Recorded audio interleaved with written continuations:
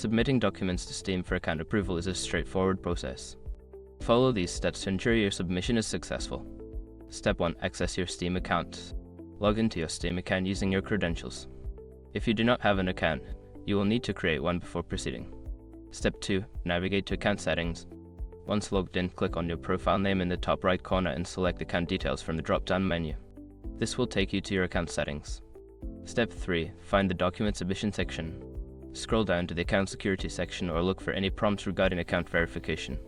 Here, you should find an option to submit documents for approval. Step 4. Prepare your documents. Ensure that the documents you intend to submit are clear and legible. Commonly required documents include identification proof and any relevant account information.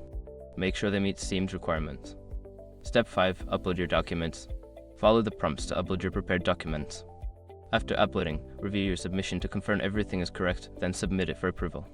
Once you've completed these steps, you should receive confirmation from Steam regarding your document submission. Be patient as the review process may take some time.